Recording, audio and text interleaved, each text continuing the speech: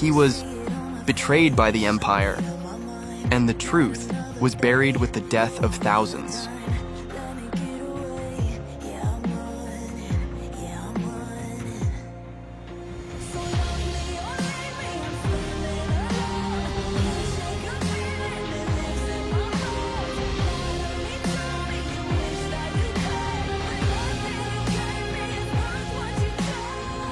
He didn't come back just to survive. He came back for revenge.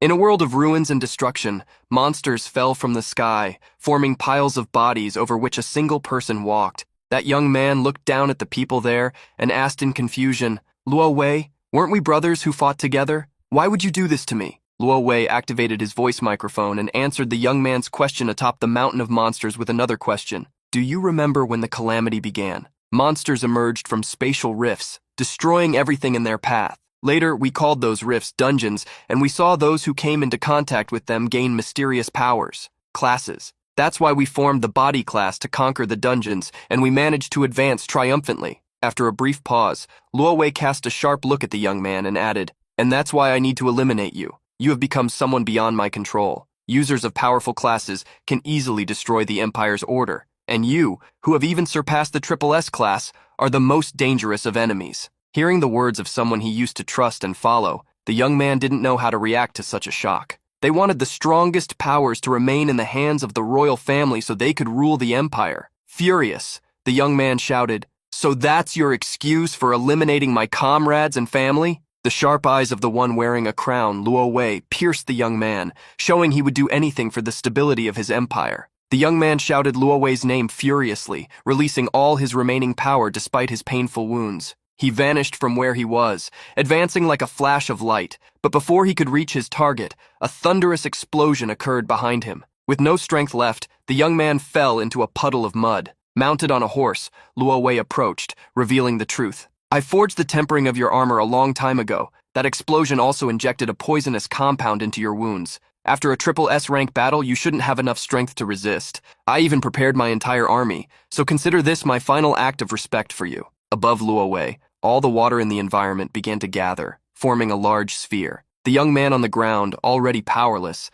saw his life flash before his eyes. In childhood, he had camped and played with Luo Wei. He thought they were good friends, brothers for life. But now those thoughts seemed more like a joke. Before the young man lost consciousness, a voice arose in his mind. "Your secret skill, Mirror World, has met the conditions for activation. Triple S rank secret skill, an ultimate ability that reverses everything. Use it or ignore it." The young man, already powerless, stared at the water mirror below him and slowly closed his eyes, feeling himself drown in a vast lake of darkness. Decades later, in a forest region near a lake, several laughs could be heard. A group of youths had tied someone upside down and laughed at him, pretending he was no longer alive. However, the leader of the group, muscular and wearing a malicious smile, attacked the tied young man, mocking, "I can still see a spark of life in him." Laughing, another boy loosened the rope, throwing the already pale young man back into the lake once again. Falling headfirst into the water, the young man held his breath as long as he could. Outside, the group of delinquents laughed with their friends,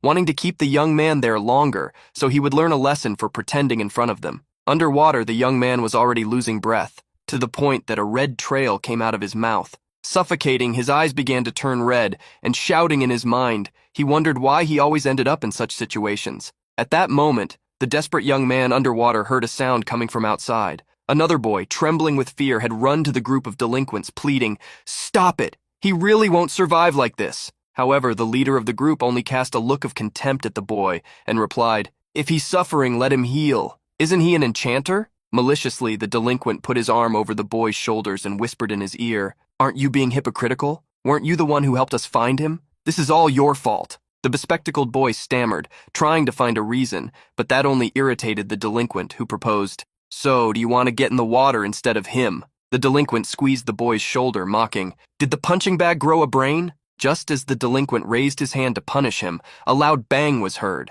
He looked back and noticed that, in the middle of the lake, a glow had appeared. Reverberations spread across the entire surface, creating a new scene. Seeing a dungeon suddenly emerge, the four delinquents panicked and started running away from the place. The bespectacled boy managed to get up, also intending to flee, but upon seeing the tied young man, he had a moment of conscience. Putting all thoughts aside, he ran toward the bound boy. He passed through the expanding dungeon's energy, entering the new scene, desolate and full of monsters. He hurriedly tried to untie the young man, but the ropes were too tight. While still struggling with the knots, he was surprised. A humanoid monster with horns, wielding a cleaver, jumped at him. At the same moment, he felt someone grab his shirt. Before he realized it, the one he was trying to free had thrown him back and faced the monster's attack. A hand was extended toward the dark creature, and channeling a small amount of energy, a blue sphere of glacial impact was created. The sphere hit the monster, causing a glow of life to pass through its body. It suffered a healing attempt. Basic heal had been used on the lesser entity, but failed because the target's health points were already full. The bespectacled boy shouted desperately upon seeing this. "What are you doing? Why are you healing the enemy?" The monster grew furious at feeling mocked and attacked again, only to be blocked by a shield of light conjured by the bespectacled boy. The boy who had cast the healing magic opened his stats window and was confused to see that he had the enchanter class. He was also surprised to discover his name was Yun-che. Looking at the energy in his hands and recalling the healing magic he had cast, he realized he was not in his original body. Normally, when someone touches a dungeon, they are bound to a system and receive a random initial class, something that cannot be changed. After that, they become stronger by invading dungeons, gaining skills linked to their classes. However, the protagonist had been a warrior who reached the pinnacle of human existence. At that time, he used a skill called Mirror World, becoming trapped in this world until hearing the cries of a boy drowning. With that in mind, he realized he had been reborn in the body of a young man named Yun-chi. That was not exactly a happy ending, but still, he was grateful to the young man who had given him the chance to take revenge. The bespectacled boy, now trying to defend himself against two monsters at once, shouted to the protagonist, "Yun-che, the monsters are gathering, help me! I won't be able to handle 3 at once." Ignoring the bespectacled boy's cries, the now Yun-che checked the new body's stats, which were tremendously weak. Even those smaller monsters had a speed superior to his, which would prevent him from escaping if he tried. Opening the skills window, he saw he had a basic heal, a slight immobilization technique, and one last skill that increased attack by only 5%. They were practically useless. The enchanter class was extremely niche. Its strength was based on support, and even so, it was crushed by almost all other classes. It became clear why the original owner of that body was so despised. Despite this, he still believed that, with his old combat instincts, he could deal with the smaller monster attacking him. However, it would have to be quick, as the current Yun-che discovered his stamina was low. As his only hope, he found the Mirror World skill. Dodging the monster's cleaver attack, he extended his hand and used the skill, still not understanding how it worked. However, the skill failed because the conditions were not complete. Wondering if the problem was the level or the lack of a real mirror, Yun-che lured the monster to a puddle of water. He used the skill again, and once more, it failed due to insufficient level. This allowed the monster to jump on him, pointing its weapon downwards. Dodging the attack and observing the low-level failure notification, Yun-che confirmed that Mirror World needed a reflective surface to activate. Since the level was a problem, he decided to try using the skill on another target, the cleaver the monster carried. However, once again, the skill failed. Seeing Yun-che continue to fail, the bespectacled young man, whose shield had been destroyed, shouted, "Stop wasting time with those horrible skills. I won't be able to hold them off much longer." At that moment, a surge of energy shot into the sky as a creature leapt onto the battlefield. Roaring furiously, the malformed sovereign, a level 10 monster born from decades of resentment, raised its sword, revealing sharp teeth on a face that hid its eyes. Before that monster, the bespectacled young man fell into despair. "We won't make it. An elite monster like this needs at least someone at level 10 to be defeated." As the first monster appeared, several other flashes of energy fell from the sky, surprising the bespectacled boy. The environment became completely dark and hostile, causing him to collapse to the ground in pure shock. Before them, an army of hundreds of monsters had appeared, summoned by the dungeon. Yun-che kept trying to use the Mirror World skill, even on fallen stones on the ground, but always received the failure notification due to insufficient level. While wondering if even against a stone the level difference was so great, he saw the monster army advance with disturbing looks and a hunger to devour humans. The bespectacled young man, lying on the ground, trembled so much he could barely conjure a proper shield. Yunche then tried to use Mirror World on the malformed shield and this time received a notification saying it was impossible to reverse others' skills. The notification appeared as a clue. Quickly, he used the skill again, wondering if he could reverse his own skills. This time, Mirror World was successfully activated, reversing the original Yunchi's skill, Entwined Vines. In the blink of an eye, thousands of magical thorns appeared, filling the battlefield and piercing the newly summoned monsters. The Entwined Vines skill had been reversed into Chaotic Thorns, automatically activated. One of the monsters, however, had not been hit. At least 5 times larger than a human, it swung its axe furiously at the bespectacled boy. But before the blow was completed, a red fist struck its cheek. Another monster had attacked the one threatening the young human. With raised hands trying to protect himself, the bespectacled boy was confused to see what had just happened before him.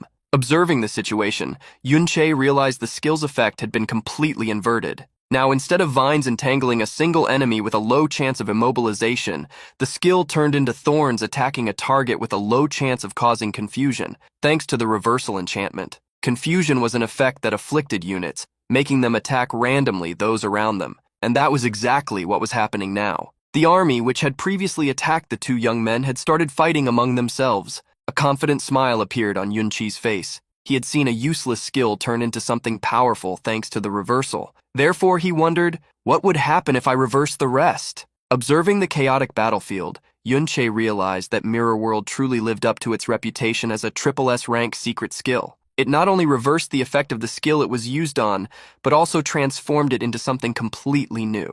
With his experience, Yunche knew that if he had used the original version of the skill, not only would the success rate be low, but the effect would last at most 1 second, never reaching the technique's true potential and failing to prevent the dungeon's evil monster army from attacking him. That would have been his end. Faced with such a powerful skill, Yunche considered reversing his other skills as well. The first that caught his attention was Empowered Attack, which increased a target's attack by 5%. Without hesitation, he used Mirror World on the Enchanter skill, and in moments its name changed. Trickster's Blade, now with an initial mana cost of 40 points, granted a 10% attack increase for each mana point consumed, lasting 60 seconds. Drawing a sword, Yunche infused it with energy using Trickster's Blade. He observed the blade after activating the skill, aware that for the next 60 seconds, each of his strikes would be enhanced. While imagining the potential of such a skill, Yunche unexpectedly gained experience points and leveled up. He had reached level 6, although at first he did not know how. However, smiling, he noticed many monsters were killing each other thanks to the effects of his skills. The monsters were granting good amounts of experience, but many were still free. One attacked Yunche, who used the sword to block the creature's fist. The protagonist smiled. This was the perfect moment. Upon leveling up, all his 120 mana points had been restored. This was the ideal time to test Trickster's Blade, especially since Chaotic Thorns were still active. Using his mana continuously, Yunche advanced through the giant thorns he had created, attacking monsters without stopping. When only 10% of his mana remained, Yunche had already accumulated a 120% increase in his attack power, with 44 seconds left on the effect. Having more than double attack, so simply broke all conventions. Determined to make good use of that power, he advanced against a large monster wielding a cleaver. Yunche managed to dodge the attack and using his sword deflected it. Moving quickly to the creature's back, he delivered a fatal blow. His attacks, powerful and wrapped in shadows and afterimages, exterminated the monsters before him. The bespectacled young man, now safe, watched the battlefield in amazement. He could not believe this was the real Yunche. A level 5 enchanter should not have such strength or skills, but the young man was mistaken. Yunche had already reached level 6. Now he had 120 mana points as a base stat, regenerating 1 point per second. With this, he could theoretically maintain a constant 230% increase in his attack. Having regenerated all his mana upon leveling up, and with Trickster's Blade strengthened, Yunche felt his current strength was enough to face elite level 11 monsters. But then, amid his confidence, a huge arm tore through the ground, emerging to the surface and throwing rocks and monsters away. Surprised, Yunche faced the powerful creature that had appeared. A battle chimera devastated everything around. Its muscular arms, threatening horns, and imposing mane announced the power of a level 21 monster. Several monsters affected by the confusion skill surrounded the chimera, but the creature's power was such that it swept them away with a single blow.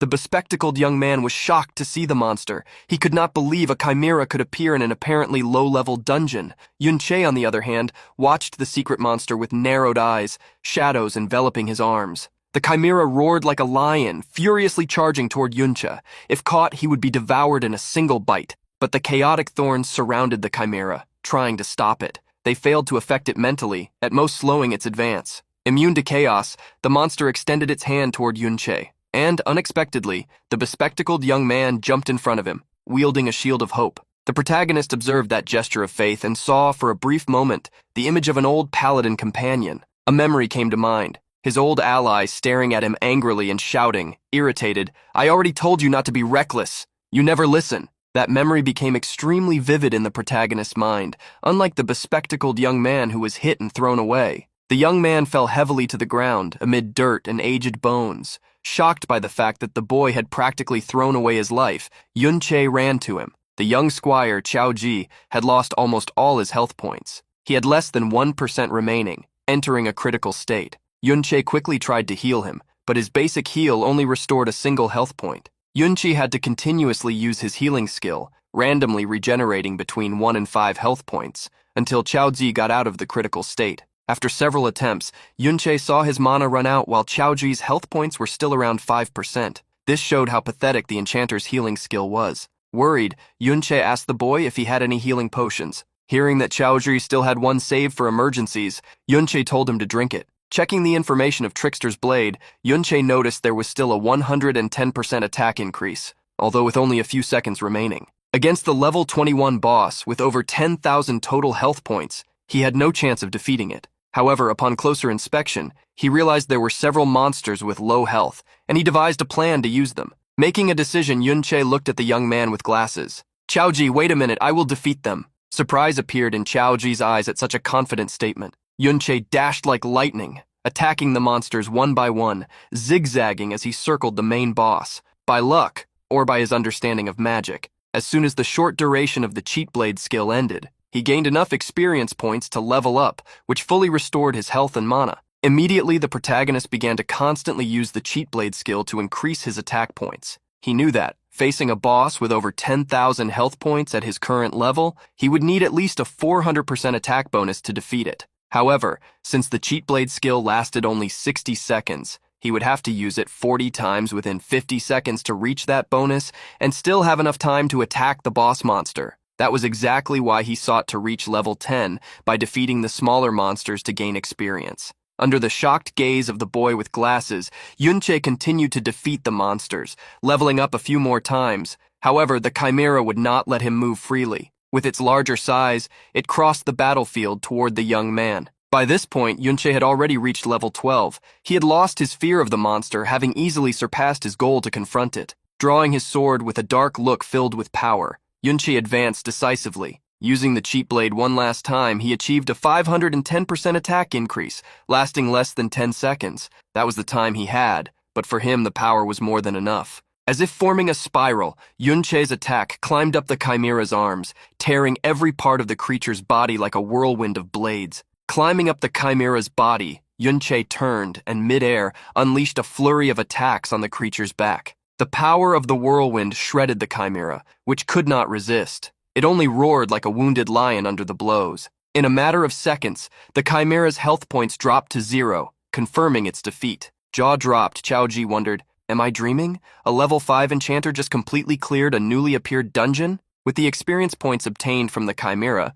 Yunche reached level 15, different from the level Chao Ji had imagined. Having defeated the dungeon lord and cleared the entire area, Yunche saw 3 items shining on the ground in front of him. At that moment, Chao Ji, still incredulous, walked up to the young man he knew and somewhat hesitantly asked, "Chao Ji, is that really you? How did you suddenly become so powerful?" The protagonist, with a look full of emotions and memories, looked at young Chao Ji. He clearly saw his friend behind that boy, noticing the resemblance between the two. He couldn't help but ask, "What is your relationship with Chao Ben? Shocked, Chao Ji asked without realizing, "How do you know my great-grandfather's nickname?" Hearing the word great-grandfather surprised the protagonist. He couldn't imagine that he was actually facing a descendant of Chao Ben. The fact that the young man in front of him was the great-great-grandson of the arrogant Chao Ben was strange. The protagonist truly believed that everyone related to him had been eliminated by Luo Wei. The protagonist was about to ask about Chao Ben when Young Zi averted his gaze and said, "There's no reason to talk about him now. If you don't want to answer my question, that's fine. You don't have to humiliate me like that." Confused, Yunche tried to understand what was happening, but the young man, melancholically, changed the subject. "We need to go back to school. Tomorrow there will be a visit to the Modern History Memorial. Missing class will get us noticed." Chaoji's words made the protagonist tremble uncontrollably for a moment, but he quickly composed himself. He knew he couldn't reveal his true identity yet, and if Chaoji decided to investigate him, he might find something suspicious. So he put the matter aside and returned to the academy. As Chaoji had said, they were going to the memorial. The protagonist imagined this could be a good opportunity to check the records of what had happened since he was betrayed by Luo Wei. The next day, in a city with buildings reminiscent of revived Gothic style, with pointed roofs, ornaments, and flamboyant facades, a double-decker tram crossed the streets alongside cars. Inside the tram, several students chatted animatedly and enjoyed the ride. At the back of the vehicle were Yunche and Chaoji, both dressed in casual clothes, resting silently. Looking out the window,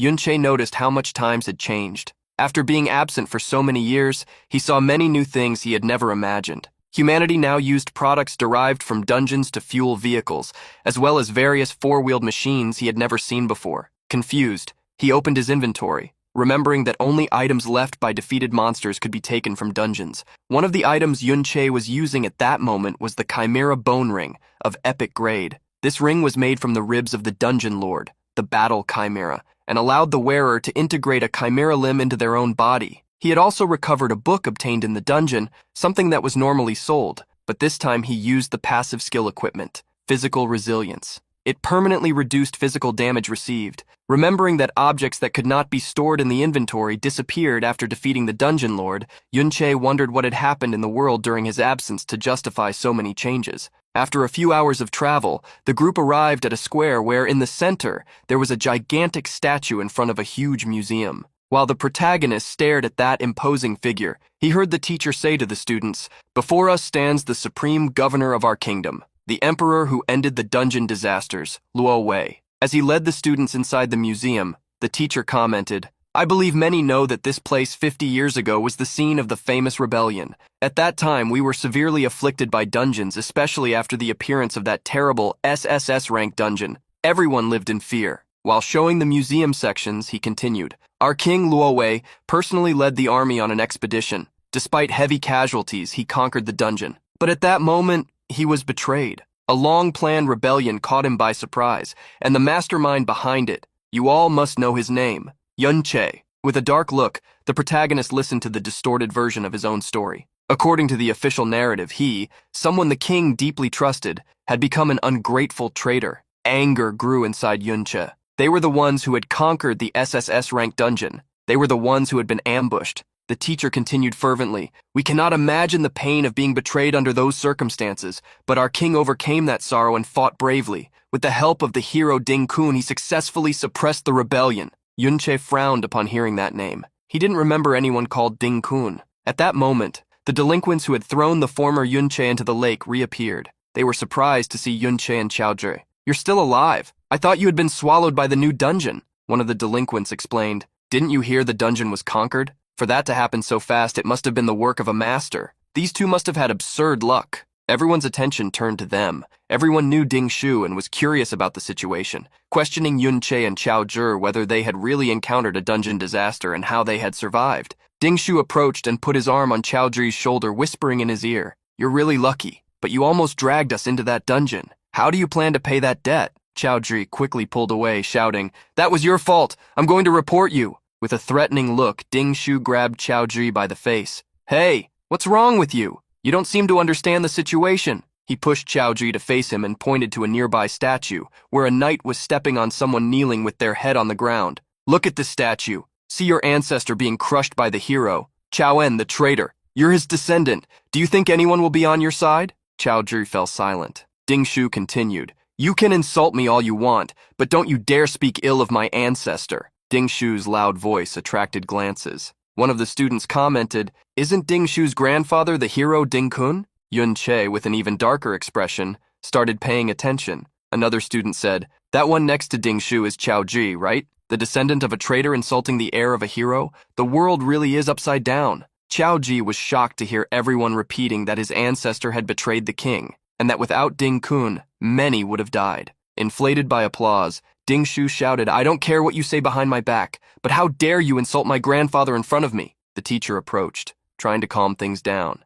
"Qiao Ji, your teacher will be fair. Just apologize." Qiao Ji, stunned, heard the teacher continue, "You should be grateful. The hero spared your family. Showing ingratitude is dishonorable." The teacher stepped away, and Ding Shu grabbed Qiao Ji again, pointing around. "Even if I beat you here and now, no one will say anything. No one would help a street dog." Holding Qiao Ji by the hair, Ding Shu smiled maliciously and clenched his fist. "Do you think the descendant of a hero can be wrong? For my grandfather's honor." As his fist advanced, the malicious smile was interrupted by a shoe that hit his cheek squarely. Ding Shu flew away and fell heavily to the ground. Surprised, Qiao Ji looked at his savior. With a dark look, Yunche said, "In this family of heroes, does no one have time to educate their brats?" Everyone was surprised to see Yunche, and some even recorded it. Not believing he had actually dared to attack Ding Shu, he seemed like a completely different person. Yunche's words echoed among the students. No one believed he had tried to insult the family of a hero. Some who knew Yunche remembered he was only level 5, the weakest in the entire class. However, the one who mentioned this was questioned about how he managed to hit Ding Shu and what he intended with that. To many, Yunche had gone mad. This guy has no parents and has always been too gloomy to have friends. Now his brain finally broke. Even with his injured face, Ding Shu smiled darkly. He wiped his face and stared at Yunche. "You're clearly a punching bag. You should be grateful I'm not coming after you. And you dare to attack me when I'm not paying attention. Perfect, I'll deal with you too." Standing up, Ding Shu joined his group of delinquents, using their magic to attack Yunche. Seeing their intention, the protagonist snorted, and before they could react, he moved, hitting each of them with punches and kicks before they could use their abilities. In an instant, Ding Shu found himself on his knees again, coughing heavily. Seeing Ding Shu and his group on the ground, the academy students were surprised, not understanding what was happening. Ding Shu's expression showed how incredulous he was. He couldn't understand how he had lost to Yunche. Surprised comments quickly began. "Did you see that? He was knocked out again, not by accident. Is Ding Shu really that weak?" Hearing the mocking comments, Ding Shu became furious. He hurriedly got up, letting his fiery aura overflow his body as he used the Fury skill, increasing his attack by 25% and roared, "How did a level 5 support suddenly become stronger than me? You must have been lucky." Ding Shu didn't want to take any risks. He quickly drew a fire hammer from his inventory, which increased his attack power by more than 300 points. With the hammer in hand, he charged at Yunche with fury in his eyes. However, before Ding Shu realized it, Yunche had moved to his side and mocked, "Your openings are too obvious." With the cheat blade skill active, giving him an 80% attack bonus, Yunche hit Ding Shu with a left hook. Still unable to believe what was happening, Ding Shu began to fall. Midway down, Yunche kicked him once more, driving Ding Shu into the ground. At that moment, a security guard pushed the students aside to clear the way, shouting, "What's going on here?" Seeing Ding Shu unconscious on the ground, he shouted, asking if there was any healer nearby. The students were shocked to see the fight. They had never seen Yunche move so fast. Remembering someone said Yunche was only level 5, a girl asked if he didn't seem too strong for that level. Even a little apart from the main group, 2 girls were surprised, although one didn't show it. Irritated, the security guard scolded the teacher. "Fighting inside the hall is forbidden. What if something got damaged? Can't you control your students?" The teacher quickly approached Yunche, taking it out on him. "Insulting a hero wasn't enough? Now you dare attack a hero's descendant? Aren't you ashamed?" Immediately, the teacher conjured an item from his inventory, something that caught Yunche's attention. Before the teacher could attack him, Yunche released the power of his ring, destroying the staff the teacher was holding. Everyone was surprised to see the student defeat the teacher in a direct confrontation, and they stared, speechless at the situation. With a faint energy surrounding him, Yunche reprimanded the teacher. "You want to talk about shame? Teacher, you who claim to seek justice seem to be listening only to Ding Shu's side of the story. Are you perhaps trying to curry favor with his family?" The teacher was stunned by such a direct accusation.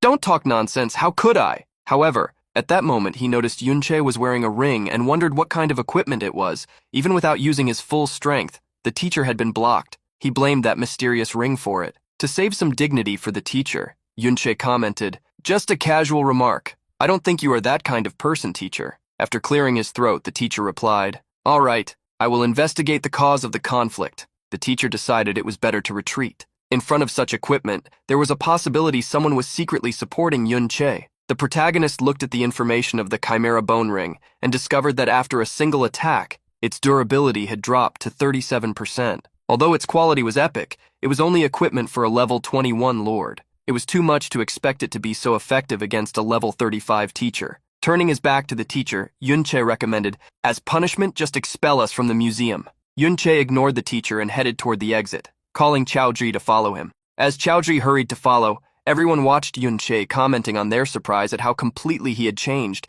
and even blocked a teacher's attack while still a student. After Yun-che left, the teacher remembered Ding Shu on the ground and shouted urgently, asking if someone could cast a healing spell on him. After Yun-che left the museum, with Chao-ji following, he lowered his head, thoughts swirling in his mind. It seemed that truly no one had survived. Even Ben had been eliminated by that so-called hero. The protagonist looked at Chao-ji, who seemed quite excited to follow him, and imagined that if he asked something, the boy would answer without even thinking. Clearing his throat, Yun-che asked, "History isn't actually my best subject at school. Can you tell me the specific deeds of that hero called Ding-kun?" Hurriedly, Chao-ji tried to recall what he knew, which wasn't much, and said, "Back then, it seems he discovered the conspiracies of the great villain Yun-che in advance. He led an ambush near the triple S-rank dungeon to provide support, and thus resolved the entire rebellion crisis." Hearing about the ambush, Yun-che remembered how he and his group, exhausted, had been suddenly attacked, and powerless to fight back, were destroyed. Chao-ji revealed that according to history,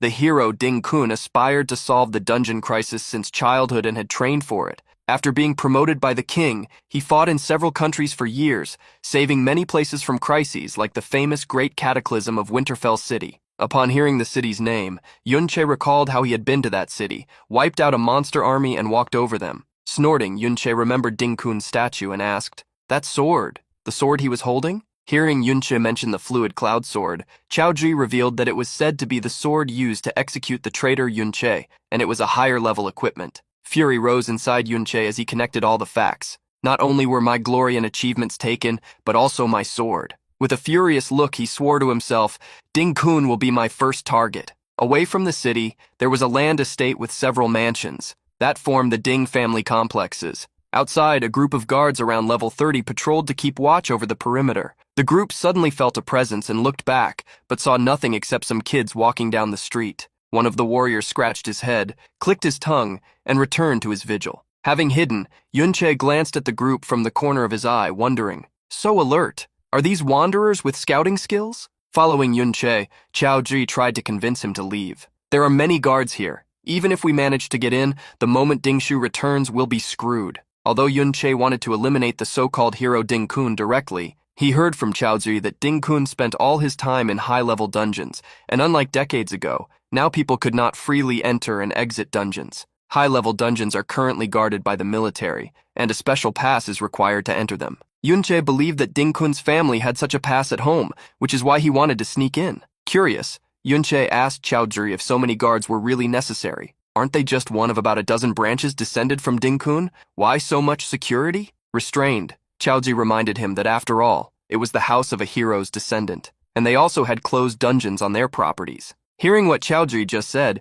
Yun-che was confused. Chao-ji was surprised he didn't know and commented that low-level dungeons had long been bought and sold. Downcast, recalling their situation, he said that this was not something people without power and influence could do. Ding-shu has guards with him all the time, so he can hunt monsters and level up at his leisure. But for us ordinary students, we can at most hunt monsters during private school practice, and even then we have to fight each other for them since they are few. Like an old nostalgic man, Yun-che clicked his tongue. This era has changed a lot. Doesn't that mean the rich get richer and the strong get stronger? Running to keep up with Yun-che, Chao-ji confirmed what he thought and said, "A normal person after finishing studies is usually between levels 15 and 20, and after leaving school, they no longer have access to dungeons, so they stagnate. But if you get a dungeon-related job, like a miner in a government dungeon, you can reach level 30 in old age." Looking at the guards patrolling around the residence, Chao-ji explained that people like them could enter the family dungeon they worked for, which is why they were around level 30. To reach an even higher level, it was usually necessary to enlist in the army or an official organization like a guild or military academy. Only then would it be possible to access a dungeon and level up. Chao-ji's words confirmed what Yun-che suspected. To get stronger, he needed a pass. Following Yun-che up to that moment, Chao-ji asked them to go back. The level difference is too big. No matter how skilled you are, you won't be a match for the guards. Yunche ignored the boy. It was true that his current strength was far from enough to eliminate the so-called hero, much less the Supreme King Luowei, who was under layers of protection. However, he had some confidence. The reconnaissance skills you can learn around level 30 are usually skills that cover small areas. Things like Eagle Eye, Enhanced Hearing, or Summoning Rat Spirits. They aren't enough to cover the entire mansion grounds all the time. Yunche also saw most of the guards seemed complacent, since the dungeon wasn't that important, or because they thought no one would invade the residence. All this told Yunche that he could get inside. While Chaoji was still trying to understand what Yunche wanted to do, he saw the young man jump over the residence wall. For Yunche, compared to what he had faced in high-level dungeons in the past, this was much easier. Chaoji tried to warn Yunche about the intrusion, but before he could finish speaking, he was grabbed by the shirt. With Chaoji at eye level, Yunche asked, "Don't you want to change your life?" Looking away, Chaoji replied, though sadly, "Of course I do, but only if I could get into a guild." Sharply, Yunche stared at the boy, questioning him. "If you were in a guild, would things really change, great-grandson of the traitor Chaoan Chaoji?" Pulling the boy inside the residence, Yunche declared, "A person's fate can only be changed in the present, not by betting on a future you're not even sure will happen." Yunche didn't want to let the dungeon in front of him pass, so walking along the walls, he told the young man, "You decide if you want to follow me or not." With a serious look, Yunche asked his friend from the past, "Will your descendant make the same choice you did?" Chaoji's expression showed how conflicted the young man was, but in the end, making a decision, he walked with his head held high toward Yunche. Walking ahead, Yunche guided Chaoji's movements, always checking for traces of scouting skills like escort-type abilities nearby. Crossing street after street, Yunche remained silent, jumping into the central area, avoiding the guard's line of sight, and waiting for the right moment. He finally managed to enter the Ding family estate. After walking through a small forest, the duo found the entrance to a dungeon unfolding underground. Upon entering the dungeon, they noticed that the initial monsters, shadow zombies, had levels slightly higher than the monsters from the last dungeon, although their numbers were not high since the Ding family regularly cleared them out. After approaching some monsters and hiding behind graves, Yunche commanded Chaoji, "There are 2 monsters ahead. Try to defeat them." Chaoji gritted his teeth, thinking he had no chance of winning, but he tried and quickly regretted it. Using a shield, he shouted in fear, "I can't believe I trusted you." The zombie tried to jump over the shield and bite Chaoji, who was almost hit. The boy was already regretting invading the residence complex and was shouting that he wanted to go home. Seeing the young man retreat with each monster attack, Yunche ordered him to try to strike back, but Chaoji couldn't even find a way to counterattack. With his arms crossed, Yunche said he was watching so nothing bad would happen. Chaoji gained a little confidence and raised his shield. With his eyes closed, he charged at a zombie, hitting it with the light shield. But at that moment, a zombie attacked him from behind. By pure reflex, Chaoji dodged the zombie's attack, which only hit his hair. With his arms crossed, Yunche saw what he had already suspected. The young squire's talent seemed good. His only problem was panicking easily, so he only dared to defend himself. But subconsciously, his spatial positioning and judgment were extremely precise, so it always seemed like he was in a dangerous situation, yet he barely lost much health. Thinking he wouldn't last much longer, Chaoji saw his shield break. Many people stopped moving forward due to lack of courage to challenge themselves, so Yunche decided to demonstrate how Chaoji should act. He advanced fiercely, zigzagging and defeating the monsters with the skill Blade of Deception, which gave him a 70% attack boost. Yunche helped because he saw his friend Ben's great-grandson take his first step.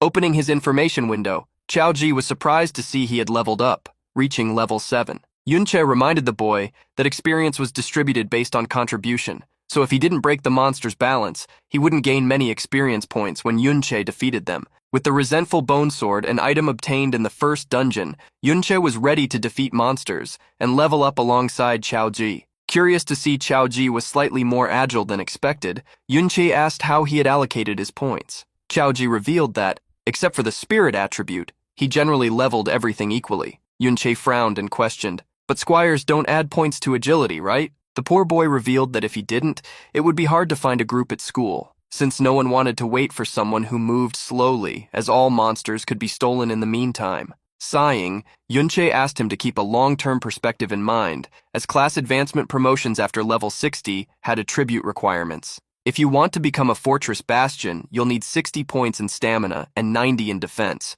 so you can't just add points randomly. Chaoji was confused by Yunche's words, but the average higher-level person is around level 40, How could I think about reaching level 60? That's rank S. Putting his hand on Chowdhury's shoulder, Yunche looked deeply into his eyes and declared, "From now on, you can start thinking about rank S. No, far beyond rank S." Chowdhury was surprised, although deep down he believed those words. Even having said that, Yunche knew he needed a plan for his own class advancement. Opening his stats window, he remembered that his support class had only become strong thanks to the secret skill Mirror World. He was wondering which class he should choose when he noticed something, reading to himself, "You defeated a zombie, obtained souls of shadow monsters converted into elements of the expected world. Mirror World skill gained 2,000 experience points." Discovering that Mirror World could be leveled up, he was shocked. The battle against the zombies continued. With his sword receiving the attack bonus from the Trick Blade skill, Yunche advanced, cutting down each of the monsters. After a series of attacks, the remaining time of the attack bonus ended,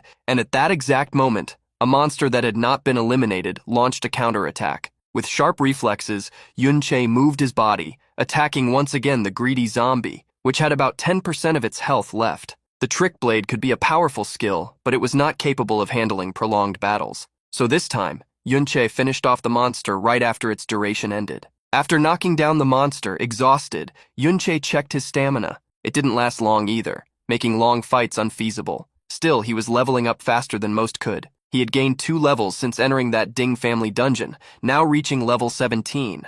Yunche had been continuously obtaining souls from shadow creatures after defeating the zombies. These items were converted into Mirror World element, causing the skill to gain experience points. After checking his skills, Yunche felt that something was wrong around him. Quickly, he moved, leaving the place where he was and climbing one of the natural walls of the cave. Hidden next to Chowdhury, Yunche watched the Ding family guards, who had been patrolling more frequently since they arrived there. This made the protagonist wonder if the guards had already noticed that someone had infiltrated the property. The squire, who had reached level 8, commented to Yunche, "There are few monsters left. Continuing is very risky." Yunche had to agree with Chowdhury. They needed to be careful with the guards while fighting and at the same time calculate both the attack increase and the duration of the Trick Blade. That was too much work to do simultaneously. Looking at his inventory and evaluating the skill book he had obtained, the brick spell, which could create a mana brick suspended in the air, he realized that not all reverse skills were useful in combat since, when reversed, this skill had become the Void technique, capable of making objects the size of bricks intangible. As for the Mirror World skill, it still needed 30% of the experience required to evolve. Seeing how powerful the reverse skills already were even at level 1, imagining how they would be after the Mirror World evolved excited him. After standing up to better observe the guards as well as the rest of the dungeon, Yunche imagined that if they defeated its boss, his skill could reach level 2. Since other dungeons might not grant as many experience points, and this was a good opportunity, he decided they should not leave yet. First, they needed to explore the central area where the dungeon boss was located. As they walked toward a zone where vines frequently appeared, raising spiritual chandeliers, Yunche noticed the presence of rats and owls summoned through skills. They needed to hide, as detection skills were appearing more frequently on their path. After a long walk, Yunche finally arrived where he wanted. In a large hall, spiritual chains extended, sealing a grand being on a stone throne. Around him and below the central arena, there were several guards patrolling. Curious, Chowdhury stretched his neck to the side, impressed. "A controlled dungeon boss. This is the first time I see something like this. The school dungeon boss is also guarded by teachers. Those chains must be very high-level equipment." Yunche observed the situation and analyzed it silently. There were many guards around, and attacking the boss would certainly attract them. At his current level, Yunche knew it would be impossible to defeat the boss under such a guard siege. That's why when he saw an isolated guard watering a wall, Yunche moved. Attacking from behind the man who was tending to his physiological needs, Yunche caught him with his pants down. With a 150% attack bonus increase, Yunche knocked down the guard, immobilizing him. With a dark aura around him, Yunche walked to the guard. With a cloth partially covering his face and identity, he threatened him. "I'm going to ask some questions, and you better answer." The mustached guard sweated cold with fear, trying to back away, although he couldn't. "Wait, what do you want to know? Ask me, I'll tell you everything. The Ding family doesn't pay well enough for me to sacrifice myself for them." Yunche rolled his eyes, seeing the man surrender so easily. But that was good, as he could ask about his main objective. The frightened man heard about the dungeon passes. "The old master collects a pile of them. They're not rare." Putting fear aside, the old guard looked sideways, mocking. "So you're a group of fanatics of the grandpa hero, going this far." However, his attitude returned to fear when he saw the dark expression Yunche showed again. "Hey, it's true." I've seen many times the old master stalks the passes and leaves them with the captain of the guards. However, the guard under custody warned that these were temporary passes, and without inside help, whoever had them would certainly be questioned. Grabbing the guard by his armor and looking deep into his eyes with an intimidating expression, Yunche ordered, "Don't worry about us, now empty your inventory." A few minutes later, Yunche, Chaoji, and the guard left the Ding family dungeon. Yunche dragged the guard, holding him by the shirt, questioning, "Is this really the only enchanter skillbook you have?" Fearing for his life, the guard swore it was and tried to explain, "The Ding family is super stingy. Most dungeon drops are confiscated. We only get the leftovers. The good stuff all goes to those in the residence." Receiving the only book the guard had, Yunche learned the skill Sunlight Baptism, a passive that increased defense by 3% for 10 seconds after being healed. With the skill's reversal by the mirror world, it became Moonlight Blessing, a skill that increased attack by 6% for 15 seconds after using a healing skill. Yunche dragged the guard, who had lost his armor to Chaoji, to the path leading to the inner residence. As they approached and saw other guards, they hid, and the accompanying guard revealed that they could not enter without being summoned. The guard explained that, except for young Ding Shu, everyone in the inner mansion was level 30, using high-rank equipment. Therefore, they didn't even need guards there. Squeezing the man, Yunche questioned if the passes were inside the residence. However, the guard quickly corrected, "No, the family head is there." The guard explained a bit about the structure of the property. In the basement was the dungeon with the boss, while above were the gardens and the inner mansion. The family head was already at level 42, and he warned the boys, "You will definitely lose against him, the mustached master." The old family master was at level 57. He had 3 sons, the family head at level 42, the second family head, also at level 42, and father of Ding Shu, and the third family head, who unexpectedly was the strongest of the 3 sons, being at level 52. The guard wanted to warn the young man who was keeping him captive that, although everyone was out of the residence on business, it would be very dangerous if they returned during an invasion. Yunche ignored the warnings and thought about the power of each lineage member. After throwing the now unconscious guard to the ground, he turned to Chaozi, who was wearing the guard's armor. Unexpectedly, Chaozi heard Yunche order him to stay outside. Yunche had devised a plan to lure the family head outside so he could safely infiltrate the residence. Sometime later, Yunche returned to the hall where the dungeon boss was chained. He observed the highest level chains used to control the boss. The dungeon would not disappear while the boss was alive, so it was common to imprison him to maximize the dungeon's potential in the long term. Besides the chains, Yunche observed the guards ensuring the place's security. Since he had already learned to disarm such chains in his past life, all he needed to do was deal with the guards. With his bone sword in hand, Yunche sneaked up to a guard who was calmly having a refreshing drink. Covering the guard's mouth so he wouldn't scream, Yunche quickly eliminated him. Seconds later, those on duty were shocked as energy emerged from the chains, which began to move. To make the family head leave his home, Yunche unlocked the level 60 chains that until then had held the boss. The giant dark knight rose from his throne as he regained his powers. Throughout the dungeon, the guards' screams could be heard. "What happened? The boss has gone berserk!" Outside the dungeon on the Ding family estate,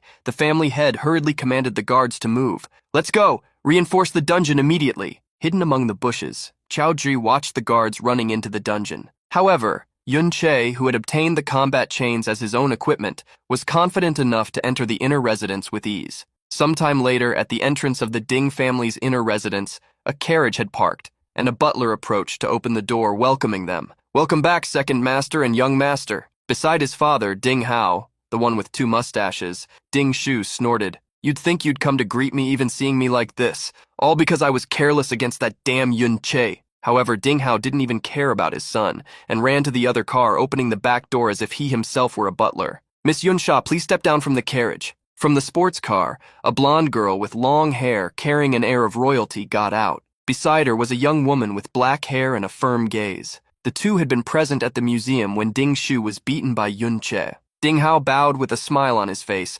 addressing the blonde-haired young woman. "Welcome to my humble residence." It was at that moment, while bowing, that Ding Hao noticed the presence of a guard. A look of disgust and confusion appeared on his face, and he quickly kicked the man away. "Don't stand in the way." Thus, Ding Hao, his son, and the 2 girls entered the mansion. Outside, behind a tree, Chao Zhi watched the whole scene. Startling the young man by suddenly appearing behind him, Yunche asked, "What's wrong? The Ding family is back, so isn't this a good time to enter?" Yunche was confused by Chao Ji's surprised look, who, curious, asked how he had returned so quickly. Yunche coldly explained to Chao Ji, reminding him that even though this was a level 30 dungeon, it was difficult to capture a dungeon boss alive. Warning that it would take them some time to capture the boss again, Yunche asked the squire what he had seen. Glancing sideways at the mansion's entrance, Chao Ji pointed to the man who had been kicked by Ding Hao and revealed, "That person is my younger uncle." The protagonist listened attentively as the young man told a story. Back then, when Yunche rebelled, his family had already been wiped out, but at the same time, they didn't have to face the humiliation that other families endured. Yunche swallowed hard, imagining what might have happened. Chao Ji, with sorrow, revealed, "After that day, the Chao family defended themselves against the Empire's malice at every moment, and under secret instructions from the hero Ding Kun, the persecution we suffered only increased. In the end, we could only become servants of the Ding family, who paraded from time to time to display the power and benevolence of the heroic family." Biting his lips, filled with resentment, Chao Ji said that his family, to survive, had to bow before the Ding family, begging and accepting to live miserably. Chao Ji revealed that his father's generation tried to change things by going public, but in the end his father went insane, while his uncle became a dog serving the Ding family. Nervously trembling, Chao Ji wondered if he really should be there. Silently, Yunche observed the heavy emotions Chao Ji carried and stepped forward. Passing by the boy, he stated, "I need to enter the inner residence." Worried, Chao Ji tried to stop him. "Hey, Ding Shu's father is there now. He's level 42 and fully equipped. If he discovers you, you won't survive." The dark aura around Yunche brought hope. In this era where dungeons are controlled, if you don't take risks, there will be no hope to change your life. And some things, if you hesitate and worry too much about them, will never be conquered. Yunche declared to the young man, "I can help you change, but you need to make that choice first. I choose to fight, but I won't force you." Chao Ji trembled with fear, trying to make Yunche reconsider. "But there's a great family that rules the world. Can you really fight against them?" Leaving Chao Ji behind, in a burst of speed, Yunche answered, "I don't want to fight a family, but the entire empire." In an instant, Yunche crossed the inner residence courtyard, approaching one of the side entrances. Inside the mansion, Ding Hao heard the news of what had happened and questioned how the dungeon lord had freed himself. Hearing the sudden conversation, Yunsha asked if her presence was inconvenient. "We can come back for a visit another day if you prefer." Smiling, Ding Hao quickly denied, No, my eldest brother can handle that. A mere dungeon is not as important as Miss Yunsha." Changing the subject, Ding Hao revealed that after hearing about the young woman's visit, both his father and his other brother had decided to return home. Ding Hao was confident they could handle the matter easily, as they had even contacted Grandpa Hero, who was eager to meet the young lady. Yunche, who had sneaked inside the house, heard the conversation and wondered if that Grandpa Hero was the same hero Ding Kun. Some things passed through Yunche's mind. He had heard that an escort was necessary to enter the hero dungeons, while the girl sitting in the room with Ding Hao seemed to have high social status due to the way she was treated. Yunche grew even more curious since the girl's surname was Yun, like his own, but he didn't believe it was more than a coincidence. Putting the matter aside, Yunche decided to start moving and focus on the dungeon passes. As soon as Yunche moved, the girl who was with Yunsha, who seemed more like her bodyguard, sensed his movement. Yunche sneaked through the residence, avoiding the maids who chatted distractedly. Carefully advancing, he reached what seemed to be someone's office.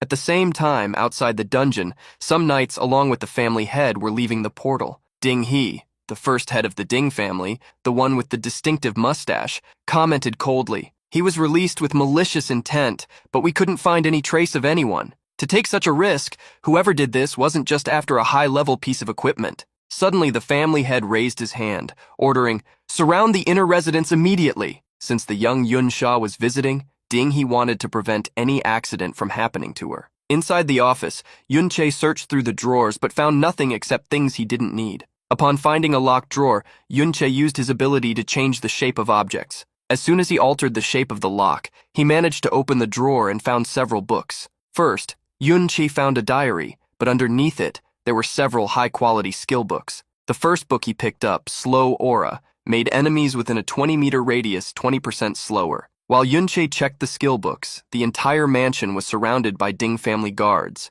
Chao Ji, who was hiding among trees and bushes, wondered why so many guards had appeared. He questioned whether they had been discovered. The young man was beginning to regret taking such a risk. More and more guards arrived every minute. He saw their chances of escape slipping away, as Yunche was taking longer and longer. His father and uncle came to his mind, and the worried Chao Ji told himself, "If I don't run now, if they find me, I won't have any excuse to give." The third master of the Ding family appeared in the young man's mind, dragging his father while being protected by his mother. Clenching his fist decisively, Chaudhry told himself he at least needed to escape silently, so he could save himself. However, at the moment he planned to flee, he remembered Yunche's voice. "I can help you change, but you need to make that choice first." Making his decision, Chaudhry removed the mask covering his mouth and shouted at the top of his lungs. The guards' attention immediately turned to the source of the noise. All of them ran toward the shouting voice. Chaudhry had shouted for a reason, to lure the guards away, creating an opportunity for Yunche to escape.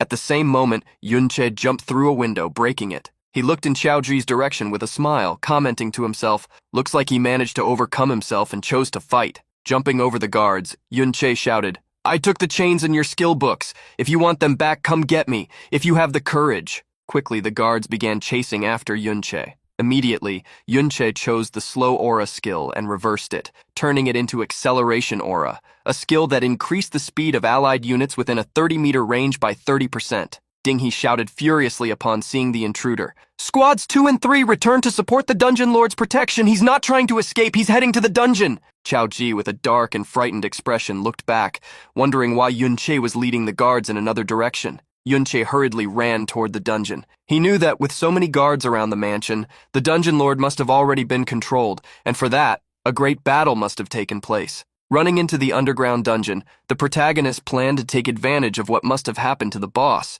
who likely suffered heavy damage during the battle. The goal of defeating the boss was for a good cause, to evolve his mirror world skill. Inside the residence, the young Yunsha was served tea to pass the time. From there, she could hear how noisy it was outside, and acted condescendingly. "Uncle, you don't need to keep me company," Dinghao reassured the girl, saying it was just a small thief who could soon be caught by his older brother. However, this older brother was struggling greatly just to get close to the thief. He furiously pushed aside guards in his way, ordering everyone to head straight to the boss's room. Passing by the slower guards, Dinghe took the lead, ordering, "Rogues and archers, follow me to chase the intruder." Getting closer to the inner area, Yunche saw the Ding family head approaching more and more. Immediately, he opened his statistics window. Each class could add 3 attribute points when leveling up, and half of Yunche's attributes had already been allocated to agility. Additionally, with acceleration skills, Yunche dodged the arrows aimed at him. Around level 30, only archers and rogues could keep up with him,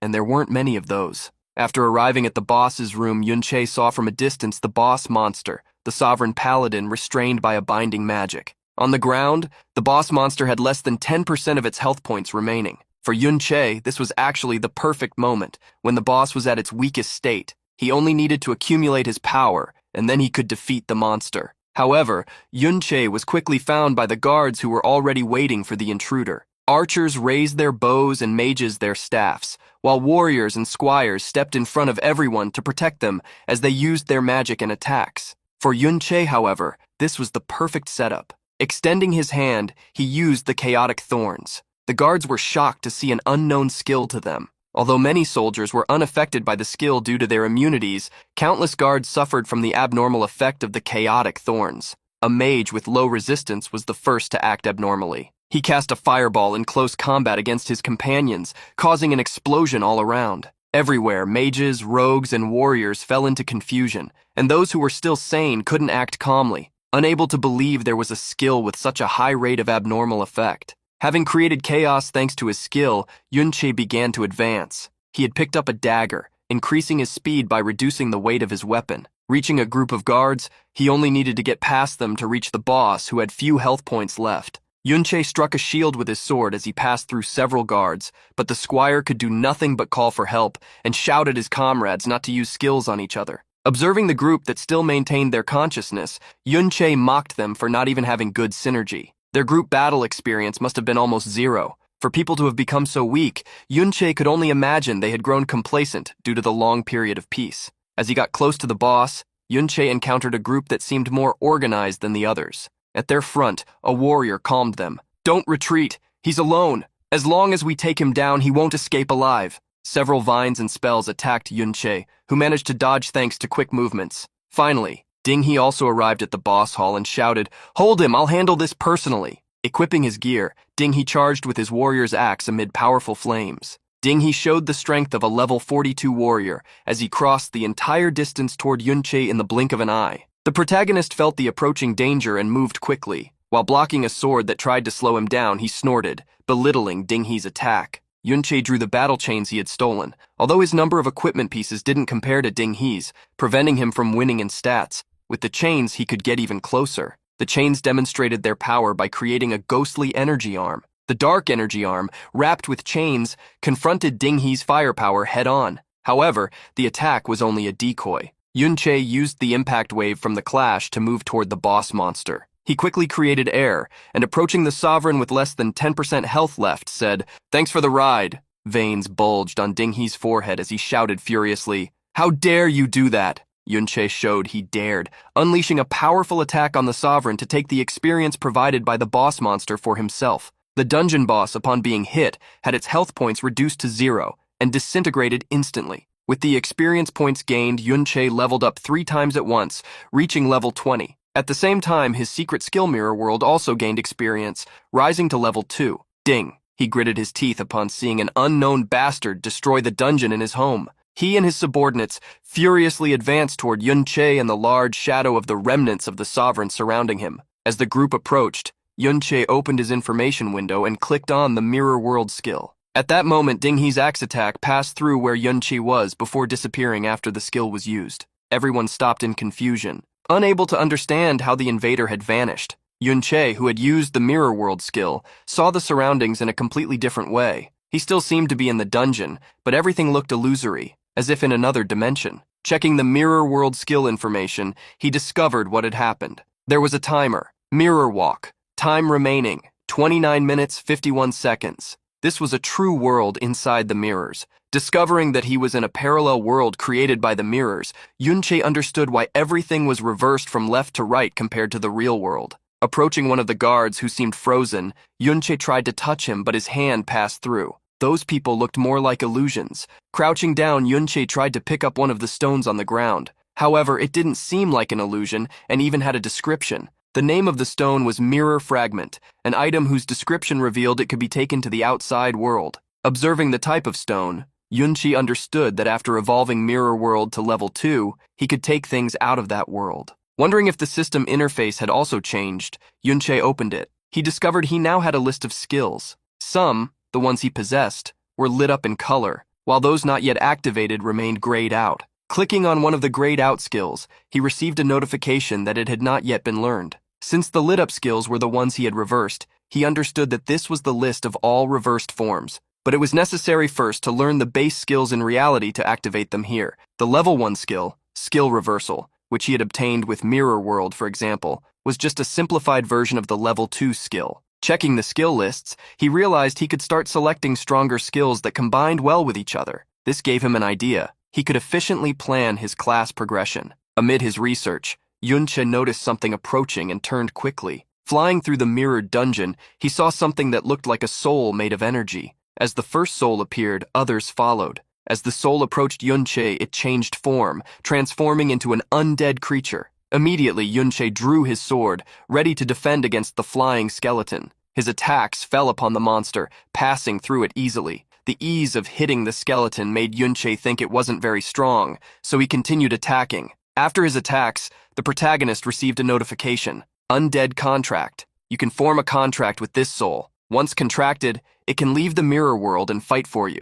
20 contracts remaining. Analyzing the notification, Yunche understood that after defeating an undead, he could become its summoner. He also realized this must have been caused by the stone he had collected. It wasn't as simple as he had imagined, since the level 2 mirror world seemed to allow not only taking items out, but also undeads. He looked up at the dozens of souls flying in circles on the dungeon ceiling. For him, this had become extremely interesting, even convenient. Outside the mirror world, dozens or even hundreds of guards from all classes had gathered. Since the dungeon had been cleared, everyone wondered why the thief hadn't reappeared. They didn't believe he had simply disappeared, as if using a rogue stealth skill. Feeling many eyes on him, a rogue playing with his dagger corrected them. "No way. Our stealth has duration and form. It's not completely undetectable." Furious, Ding He attacked the rogue who dared to joke in front of him and shouted, "Then what do you think he did? How did you let him escape with so many people surrounding him? You can't find him. Then pay back everything you earned from the dungeon." Amid Ding He's furious outburst, someone appeared a few meters away from him. Both Ding He and the rogue he attacked fell silent and slowly looked aside. Yunche had returned to reality and, realizing the mirror walk time had ended, wondered if he had returned to the same original location, or appeared where he was inside the mirror. Amid Yunche's confusion, Ding-hee recovered and shouted furiously, "Get him!" Yunche was awakened by Ding-hee and said, "Don't be hasty. After being surrounded for so long, this time I'll return the favor." In the protagonist's hand, an undead energy emerged. He extended his hand, causing that energy to leak out, along with countless undead ghosts that flew throughout the boss's hall, attacking the nearby soldiers. The hunters began to retreat, afraid of a magic they didn't even know. "What is that? A ghost?" Ding-hee, however, was not afraid and tried to calm his subordinates. "Don't panic. They are just undead monsters. I've seen them many times before." One of the ghost skeletons attacked a squire, heavily striking his shield. However, the squire was confused because he had actually managed to defend himself. By observing the ghost's stats, he discovered the monster was only level 20. Upon hearing his subordinate's comment, Ding-hee laughed. "Ha ha ha! I told you not to panic. Now counterattack. Catch it and I'll give you a big bonus." Excited by the reward that had appeared, knights, rogues, and even mages began running toward Yunche. But as soon as they advanced a few meters, they saw the thief disappear once again. Yunche had used the confusion caused by the undead to escape the dungeon. Even though he knew the levels of his summons were still low, he wished he could have even stronger undead, like dark knights and liches. Against such beings, a disorganized group like the one they had just faced would stand no chance. It was a great regret for Yunche that all the stronger undead he found were already under contract. And since the mirrored world had an exploration limit, he couldn't go beyond 200 meters from his starting point. Since the mirrored world reproduced the scenario he was in, Yunche imagined he could explore it from a different location, to perhaps find higher-level undead. So while running through the Ding Estate grounds, Yunche came across a scene. A warrior was grabbing Chao-ji by the face,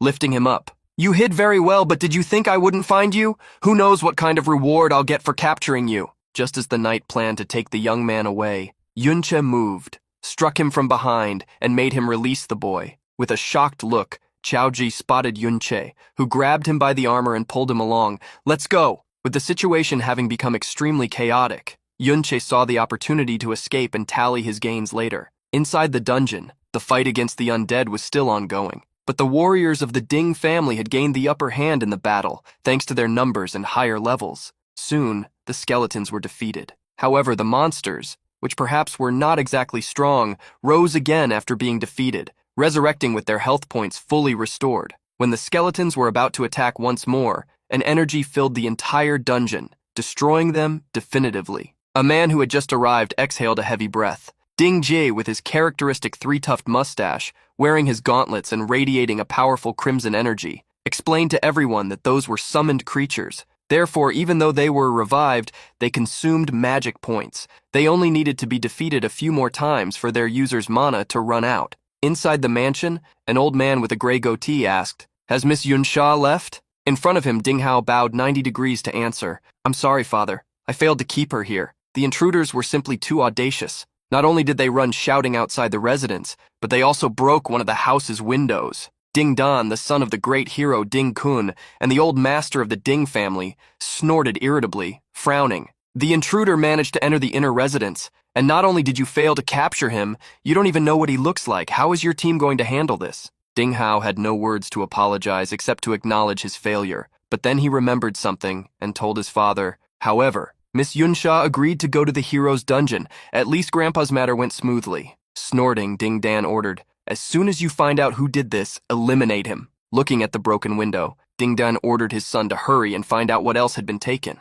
At that moment, Yunche was looking at an access card to the dungeon. He had obtained the card but still needed someone who could take him to the hero's dungeon. Still, there was no reason to rush. Upon checking his information, he realized he had reached level 20 in the Ding Shu house dungeon. Although the Chimera Bone Ring had been practically destroyed, reaching 94% durability broken, Yunche had obtained several skill books from the Ding family's private collection. To his surprise and benefit, all those skill books were for support classes, abilities he could learn and use reversion to improve. The battle song skill was an example of these. Before, it increased critical rate and damage at the cost of reducing defense, but upon becoming the shield song, it provided defense, also reducing critical damage received and part of the critical hit rate. With the accumulation of skills that increased his stats, Yunche saw the opportunity to defeat higher-level people just with his statistics. Yunche also obtained a piece of corrupted knight armor, level 30. With its high physical and magical defense, it would be useful in the future. Of all his gains, the most important was the upgrade of the mirrored world. Although the necromantic skills the mirrored world had given Yunche were powerful, he knew they were not enough. Based on the equipment style Yunche saw on the statue of Ding-kun, the hero should be a berserk, at least rank S. Given this imagined information, Yunche believed he would need to hire a necromantic spirit, at least of the same level, and reach level 50 to have a chance against him. While Yunche was immersed in his thoughts, the worried Qiao Ji asked him, "We're not going to get caught, right?" With a slight smile, Yunche reassured the boy, "Relax. We've already lost them and we didn't reveal our faces. Everything's fine now." Despite the reassuring words, Qiao Ji could only nod, still worried. Seeing that Qiao Ji was still anxious, Yunche guessed it was because of his young age. Trying to make the boy think of other things, Yunche asked if there were other dungeons nearby where a powerful person had lost their life. Since Qiao Ji was confused by the question, Yunche explained he wanted to find a high-level dungeon where he could level up. He would explain the other matter later. Qiao Ji thought for a moment and remembered one that fit the requirements, but it was the school's dungeon, one they wouldn't be able to sneak into. Thinking about the school, Yunche reflected on the monopolized dungeons. Since he couldn't access them, he could only rely on special methods. Sometime later, Yunche pulled out 2 books he had obtained at the Ding house and unexpectedly handed them to the teacher. The teacher, upon seeing the purple quality book for his wanderer class, was surprised. Yunche having such items confirmed the teacher's suspicion that someone was supporting him. Clearing his throat, he said, "The time and place for the school dungeon's openings have already been set. I can't interfere with anything." Quickly hiding the books, he continued, "However, a dungeon has recently been opened for students about to graduate. But if a student is becoming notable, he can join the team for a tour with a teacher's recommendation." Hearing the teacher's words, who that morning had been so arrogant, Yunche was pleased. The teacher shouted affirmatively, "I'll do my best to fight for a spot for you." He kept his word. For some time later, Yunche received permission to go to the school dungeon portal. There, several older students were already waiting. Yunche heard a nearby warrior say eagerly, "This might be the last dungeon of my life. I must hunt as many monsters as possible." On the other side, a young man with a gauntlet smiled, commenting to a friend, "If it weren't for the hero's gift, we wouldn't have this opportunity. We should thank him." Everyone seemed excited, but Yunche frowned, feeling that something was wrong with the dungeon ahead. The teacher known to Yunche was also present and explained to him and Qiao Ji that this was called the Brave Dungeon, a dungeon gifted to the school by the hero. "There are rumors that the hero once fought here. There might even be traces left by him inside the dungeon." Hearing the teacher, Qiao Ji lowered his head, clenching his fist fervently. The Brave Dungeon was the dungeon where the hero valiantly eliminated the traitor Qiao En. Given this fact from his past, Qiao Ji wondered if he should tell Yunche. The teacher revealed to the pair that the dungeon level they were about to enter was quite high, so they should be careful and act only within their limits. To ensure nothing bad happened, the teacher called the knight and said, "Little Z, take care of them." The young man called Z clicked his tongue, grinding his teeth, and questioned the teacher, "Then how am I supposed to level up?" Telling the young man to stop complaining, the teacher showed that the dungeon had already been opened and asked everyone to enter. Z, however, kept grumbling. "What are these freshmen doing here? They just came to get in the way?" Irritated, Z joined a group while continuing to complain. "How annoying. Now I have to babysit 2 anchors." Annoyed, he pointed at Yunche and Qiao Ji, declaring, "Once we enter, just stay behind. Don't cause me any trouble, got it? Otherwise, I'll just leave you behind and take care of myself." Yunche ignored the complaints of the senior student and, leading Qiao Ji among several senior students about to graduate, walked toward the dungeon, which recommended entry levels between 20 and 40. Although the level was not that high, facing the energy the dungeon seemed to exude, he wondered, why does it give off such a dangerous feeling? As they passed through the portal, the academy students walked through a tall stone tunnel, where, at the end, they could see the crystals that marked the beginning of the dungeon. When the students entered the dungeon, they were surprised to also see 2 figures, Yun Sha and Yun Yin. The 2 girls were also in the dungeon even though they were freshmen. Yun Che and Qiao Ji also received sideways glances from the veterans for being there. A warrior put his hands behind his head, stretching while wishing, "It would be great if Yun Sha was on our team. I'd be full of energy escorting girls." The young man even drooled just imagining it, but a companion woke him up. "Stop dreaming. They're in a completely different league, above level 30. We should be the ones asking them to escort us." Remembering this, the young man huffed. I know, I was just joking." Despite the comment, his wish remained. The young man was even more surprised when the 2 girls walked toward him. However, they passed by him and, surprisingly, walked up to Yun Che. The protagonist frowned as he stared at the blonde-haired girl. He recognized her as the guest who had been at the Ding family's house, a person of high status. He didn't think there was any reason for her to approach him. Meanwhile, he wondered if she knew the original owner of that body, or if she was there to repay what he had done to Ding Shu. However, with a smile and while fixing her hair,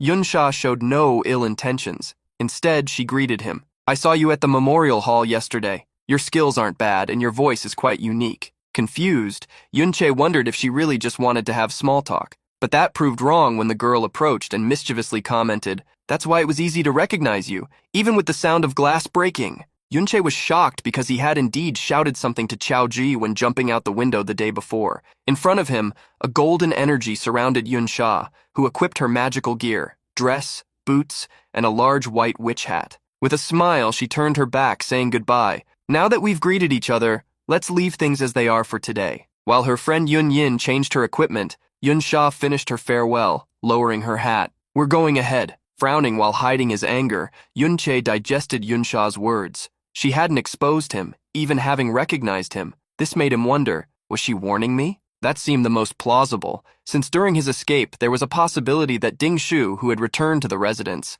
had also recognized his voice. Thoughtfully, Yunche imagined it would be fine if the Ding family wasn't looking for him in the short term, because with the leveling speed he was managing to apply, soon he wouldn't have to worry anymore. Since the two girls seemed to be friendly, Yunche decided to warn them. Before they walked away, he said, "You two be careful. This dungeon has a dangerous aura." The two girls stopped, and looking at Yunche, Yunyin analyzed his words. "Thinking about it, this place seems a bit strange. At my level, it shouldn't be like this." Realizing the truth in Yunche's words, she smiled slightly, thanking him for the warning before continuing on her way. All the students around were surprised to see Yunsha interacting with someone, when she was usually extremely cold. Soon several of them surrounded Yunche. "Hey, do you know Yunsha? Can you introduce us to her too?" Apologizing, the protagonist pushed the crowd away. "We need to go now." The veterans were surprised to see the two freshmen wanting to walk alone through the dungeon. "Hey, where are you going? There are level 20 monsters. You'll be killed in one hit." But before anyone could follow them, the veteran who had been drooling over Yunsha stopped them. He warned everyone, "Let them go. To be friends with Yunsha, their level is probably not low." The veterans tried to remind their partner about what Professor Lee had asked them, but he reprimanded them with a dark voice. "Don't forget the real purpose for coming here. The fewer people who know about that place, the better. Do you want to share our crystals with them?" Reminding the group that everyone who entered the dungeon was equipped with a sound distress device, the warrior ordered everyone to ignore the pair of rookies. Despite his words, the awakened one showed a look of disgust, as his real goal was to let everyone who interacted with Yunsha suffer the consequences. Since they seemed so confident, they deserved to perish. Outside the dungeon, where the teachers organized paperwork about who had entered for the hunt, a young man ran toward them. Seeing Ding Shu, who was not on the list, a teacher asked what he was doing there. Ding Shu darkly questioned him. "A team just entered, right?" Confused, the teacher asked why he wanted to know. With a dark look, Ding Shu asked about Yunche and Chao Ji. The two names had been mentioned by them earlier.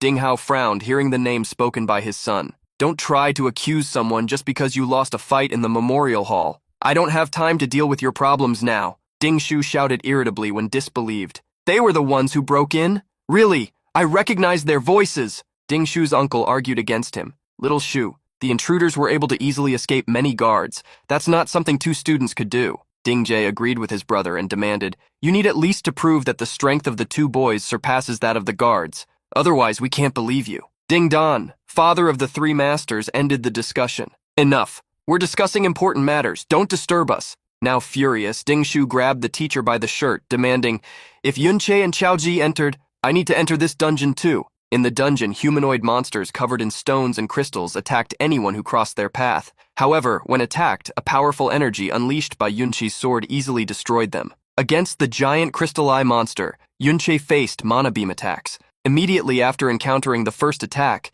he activated reflection mode, deflecting the energy beams that left trails in space. Soon after, Yunche instructed Chao Ji to act. The young squire quickly activated a shield spell, the surrounding shield, causing celestial winged shields to appear around Yunchi, consuming 40 energy points. This skill lasted 3 minutes and provided a fluid shield with 500 durability points, plus 700 defense points to the target. Right after the first skill, Chao Ji also used Motivational Shout. The skill, which inflamed him with confidence, increased attack damage by 5%, as well as attack speed for him and his companions. With such buffs, he felt confident to advance, leaping over the crystal eye monster. After reaching the top of the monster, Yunche brandished the sword he carried. With a single strike, he brought the blade down from the monster's head to its feet, splitting it in half and subtracting all its health points thanks to the trick blade, which was increasing his attack by 70%. For having defeated another monster, Yunchi reached level 21. Next to him, Chaozhi cheerfully celebrated having also leveled up.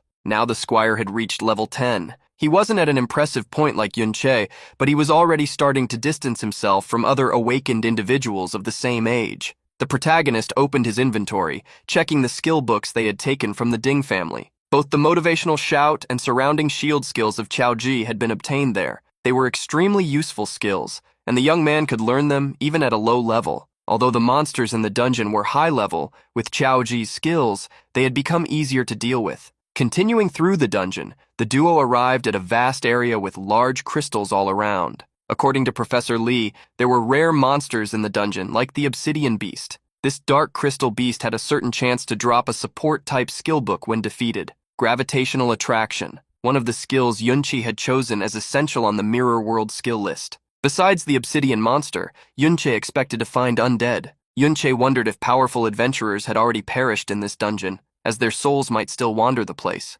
While waiting to find these souls, he was shocked to see something unexpected. Among the crystals, a dark stone monster with crimson marks had appeared. In a crevice with gigantic purple crystals, several of these monsters lurked, overflowing with energy. Yunche and Chaozhi hid, observing them. Yunche never expected to see so many elite-level obsidian beasts moving together. They had even traveled a kilometer away from their usual spawn point inside the dungeon, proving they were wandering-type monsters. Wandering monsters were rare dungeon monsters without fixed respawn locations. They roamed the dungeon and were much stronger than typical monsters. Before humans became powerful, encountering a wandering type meant facing brute force. Such monsters could even roam outside dungeons and destroy human cities, something that often happened in the past, causing destruction and misery, as well as countless disasters. However, in exchange for this risk, the experience and items these monsters dropped far exceeded those of common monsters. Faced with monsters extremely powerful compared to normal types,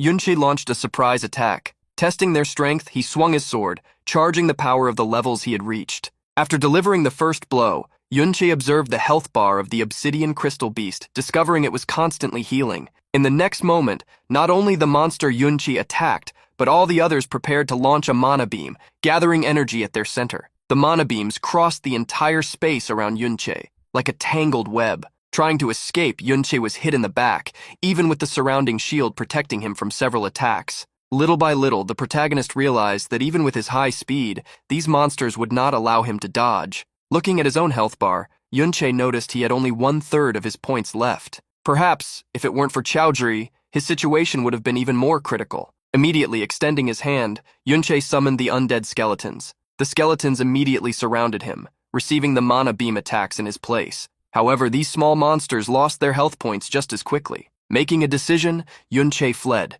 leaving the obsidian monsters behind. He was lucky because these monsters were relatively slow, allowing his strategic retreat. Since his health points and defense wouldn't increase in the short term, Yunche retreated to Chaozhi's side, intending to rely on the young man's defense after he evolved. Thus he called Chaozhi, "Let's defeat normal monsters first to level up." Sometime later, the duo reached another floor where Yunche had seen some monsters perfect for the squire to face and evolve. Chaozhi played his role in group battles, being essential for the front line, creating a magical shield in front of his own shield. In battles like these, people of other classes hid behind the squire to deal damage, which protected them and allowed them to be more effective. Under Yunche's instruction, Chaozhi had put all his points into defense, and with the armor he had gotten from the Ding family guards, he now had the defensive core of a true squire. Suffering attacks from level 20 monsters, Chaozhi barely took damage, a mere 2 points. Still, Yunche shouted, instructing how Chaozhi should act. "Shift your weight, firm your stance,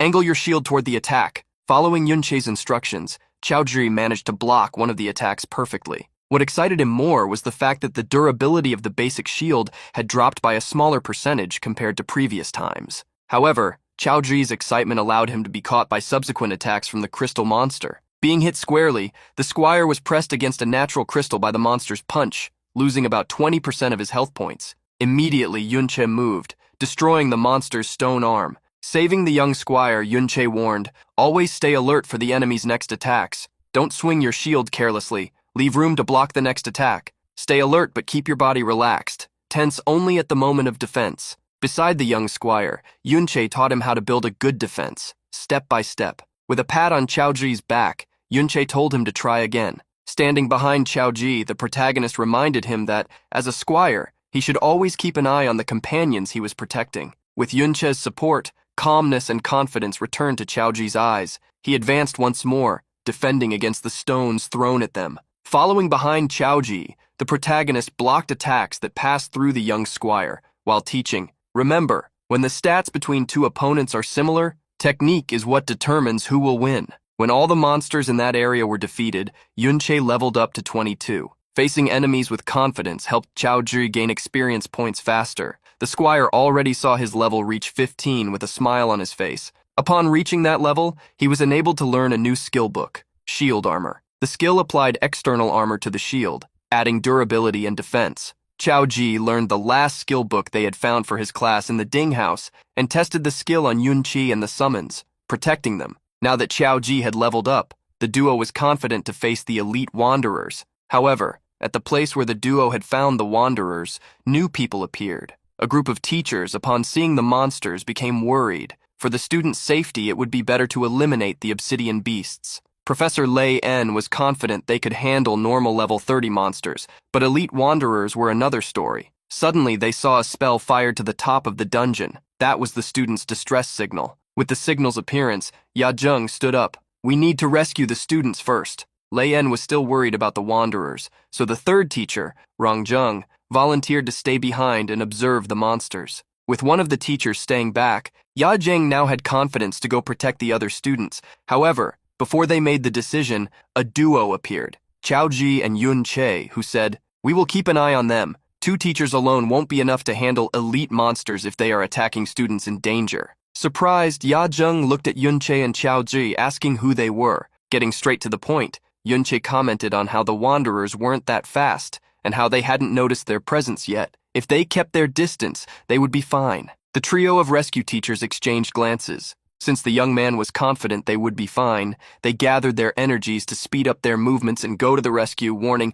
"They're extremely dangerous. Stay hidden and don't act rashly." Seeing the teachers leave, Yunche planned to do exactly the opposite of what was asked. As soon as the teachers left, Yunche leapt toward the first obsidian monster, unleashing a sword strike charged with tremendous energy. The beast countered with a mana beam, which Yunche summoned the skeletons to block. Chaoji did not remain idle, using shield armor and surrounding shield. The undead, with their defense enhanced by magic, blocked the mana beams, allowing Yunche to move freely. However, the skeletons could not hold out for long and were destroyed. The mana beam spread quickly, but before being hit, the protagonist attacked the obsidian monster at 3 points, draining part of its life. Seeing that the level 30 wandering monster was nearly out of health, Yunchi jumped onto its back and, with devastating strikes from various angles, turned the stone monster into crumbs. The monster's health dropped to 0, and it was eliminated. Having defeated the first wandering monster, Yunche felt more accustomed to his new class. Still, there was much to reach the strength of his previous class. Training while attacking, he zigzagged around the skeletons,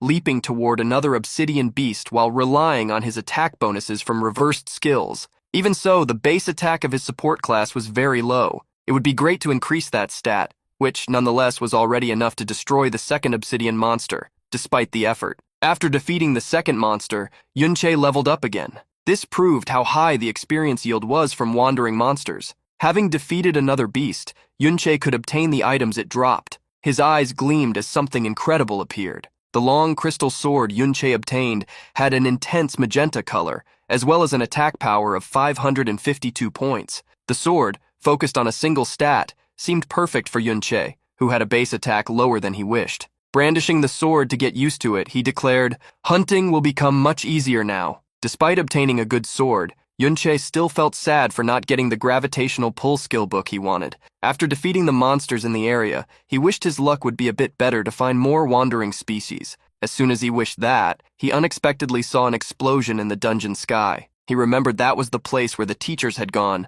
This time, the explosion was bigger, a signal only the teachers sent. At that very moment, Professor Ya Zheng found himself in great trouble. Blocking a passage with his shield, he shouted in disbelief, "Why are so many wandering species gathered here?" In the large area ahead of them, dozens of obsidian monsters were present. while they protected themselves on one side. On the other side of the arena, several students also tried to protect themselves. At the highest point, Yun Sha, seeing the monsters, asked Yun Yin and others what was happening. An instructor approached, responding to the young woman. "It's not clear yet. We just arrived after seeing the signal." Pointing to the cave on the other side of the valley, he said, "The signal came from there. They must be trapped there. We are organizing a rescue, but there are so many monsters that even all of us teachers together don't seem enough." A mage teacher, worried, asked the young women for help. With a confident smile, Yun Sha accepted the mission. "It's our duty." The mage raised her hand, lifting a cross of light. It quickly spread, multiplying around her, making several magic circles appear as she cast a spell.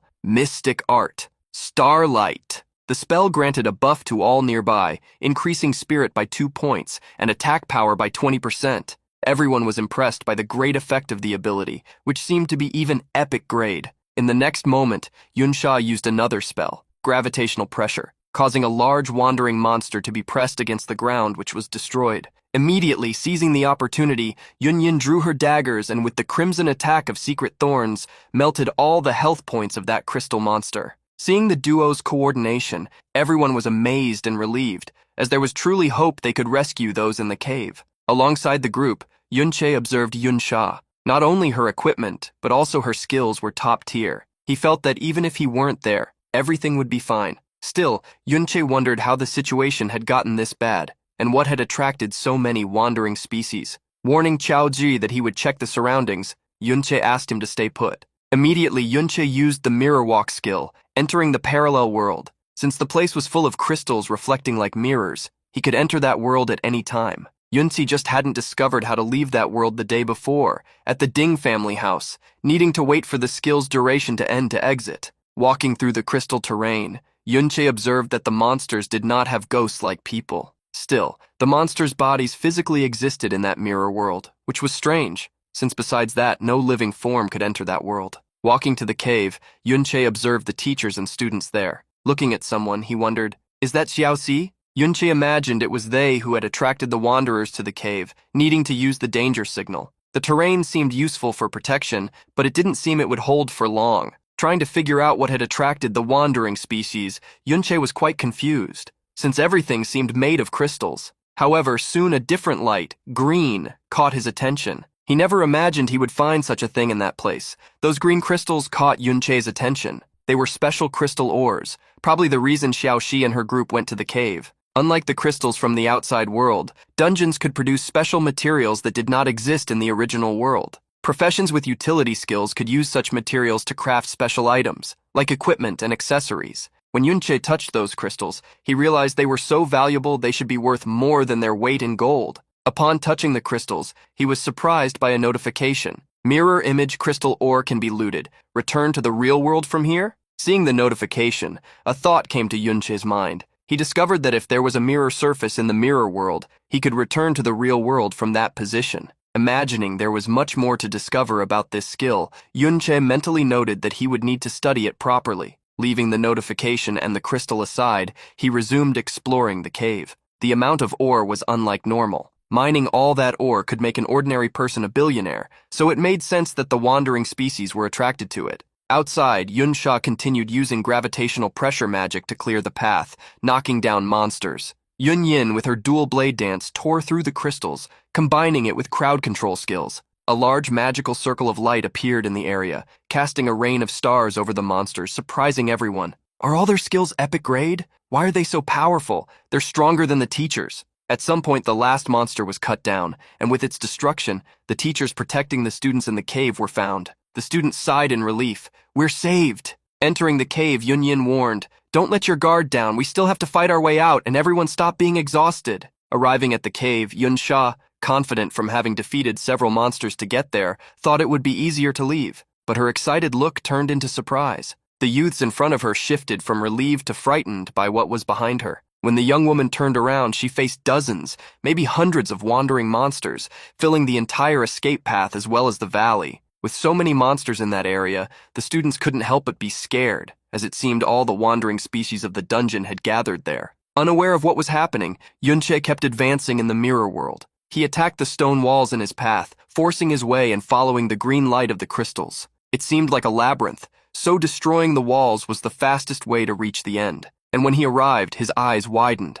Above a stone tree, a star of crystals shone with a much more concentrated essence than any crystal he had seen in that place. That star-shaped crystal seemed to be, along with others, a secret treasure of the dungeon. If crystal ores were considered special dungeon products, then the crystal core could only be called a secret treasure. A secret treasure was a crystallized condensation of all the special products of a dungeon. It took a long and irregular time to form such a core. An ordinary person would never see such an item in their life, and here it was before Yunche, a secret treasure that, like others, possessed a special effect. Upon picking up the mirror image crystal core, he discovered its power. When used, such a core would grant its user 10 stamina points, plus mana regeneration and a 20% reduction in damage from light and electric attributes. The base stat increase and damage reduction caught the attention of the young man holding the crystal core, as large as a basketball in his hands. If consumed, he knew his health points would increase, and the skill Trick Blade could be used more times thanks to the increased mana regeneration.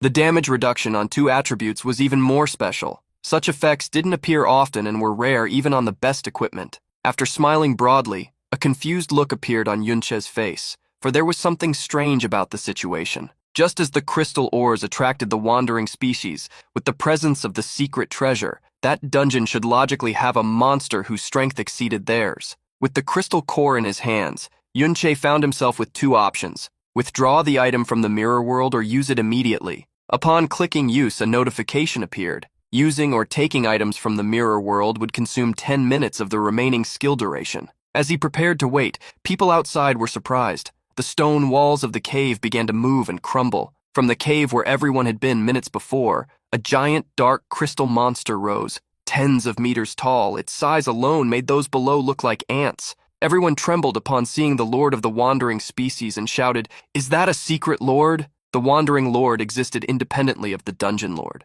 This was a rare secret boss. Immediately after appearing, the Wandering Boss demonstrated its strength, far beyond that of a common lord, attacking and destroying the surroundings of the teachers and students. Such a monster was far beyond what the humans there could face. Surrounded by an army of wandering monsters and protected by the teachers' shields, the group of students, frightened, never imagined that a wandering lord would appear against a high-level dungeon. In each of their eyes, fear and panic were evident before such a lordly monster. Yunsha took the lead after the desperate confusion began. Climbing onto a monster, she shouted, "Everyone, calm down! The most important thing now is to work together to escape." Drawing everyone's attention, she pointed to a canyon, warning, "We can escape through there. As long as we get out of this basin, we can flee easily." Immediately, she used the Mystic Art Starlight to buff everyone present again, encouraging them, "Don't hold back. Use everything you have to push the monsters back and get out of here." Professor Yajeng stepped forward, conjuring his shield of light. Knowing he had to at least get the students out of there,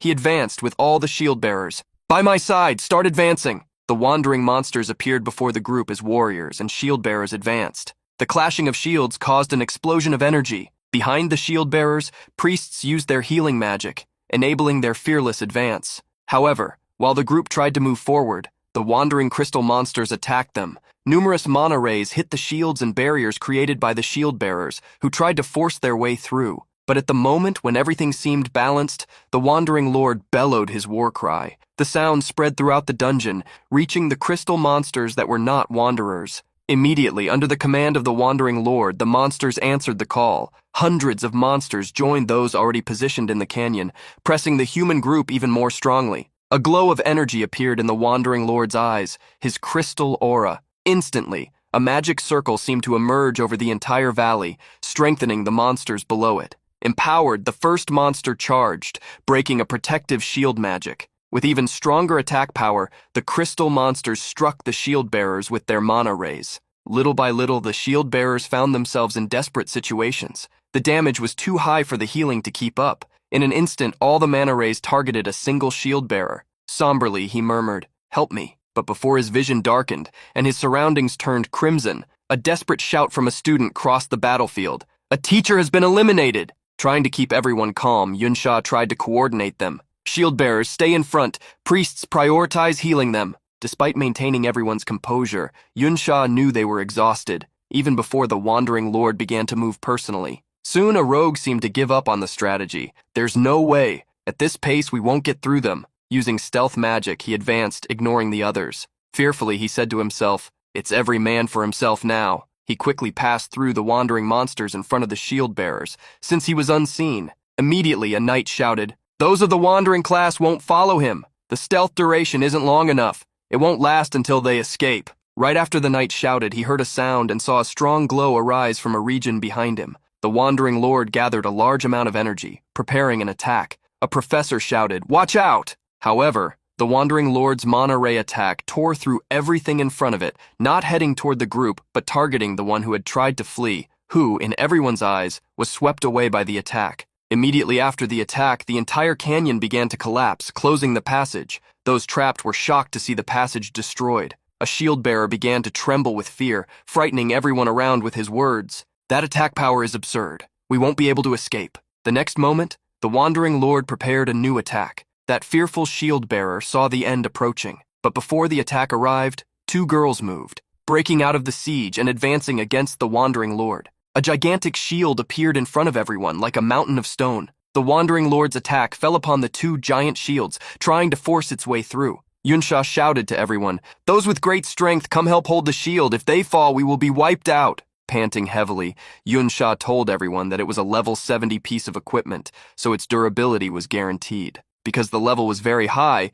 no one could equip it, but they could buy time using it together. Still afraid, many shield bearers could not help. "Why does the school dungeon have this kind of monster?" Roaring, many began to blame Xiaoxi instead of moving to help. The professor looked around, wondering if even after holding for so long it would all be in vain. For him, the only relief was having saved the two young people earlier, since they shouldn't have been there in danger. However, he realized he was wrong upon seeing the shield bearer from the duo among the other students. Seeing the young man still struggling to help, he asked, "Didn't I tell them to stay in the valley? How did he get here?" Amid the professor's distraction, a crystal monster broke through the defenses, attacking the professor himself. At the last second before the attack hit, Qiaoji shouted, "Surrounding shield!" The shield was used on the professor, immediately broken by the mana ray, but thanks to it, Ya Zheng survived with a mere 10% of life. Suffering absurd damage, the professor gritted his teeth. With the perimeter defense broken, there was no one left who could stop the wandering species. The crystal monster, raising its fist, attacked the professor, but its punch unexpectedly fell on Qiaoji, who jumped to dodge the attack. Raising his shield, Qiaoji deflected the mana ray from the crystal wanderer. Surprised,